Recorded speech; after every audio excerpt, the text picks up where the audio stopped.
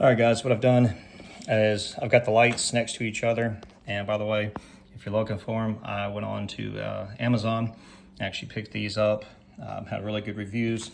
They came with the instruction manual, as well as what's nice is they have different O-rings in here. So some are larger, some are smaller. The larger ones, of course, go here, smaller ones there. It's also got the little small Allen screw, which will allow you, whenever you're putting the bulb into the actual assembly, when you turn it and lock it in place, you don't want it to be cocked sideways. You want it to be as straight up and down as possible.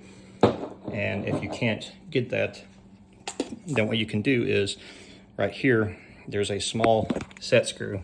Sorry, one-handed, it's kind of hard. But right there, you can see that little small opening, and there's a small little Allen key in there that locks it in place.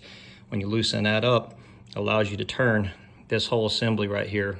While the light bulb, LED bulb will stay straight, this right here will turn, and that will allow you to adjust it accordingly. Also, whenever you go to plug them in, they have a clip on the top here and a clip on the bottom, whereas your factory is just going to have one clip. That way they're seated correctly, they plug in correctly, and that's it. In the event that you plug these in and they're not working, you can undo the plug, flip it 180, and then plug it back in. What I always like to do is plug it in first, have it to a point to where I can see it, whether it's on the top of the hood or something, turn the lights on, verify that it's working, then I go through, and then I'll make sure I get everything finished up.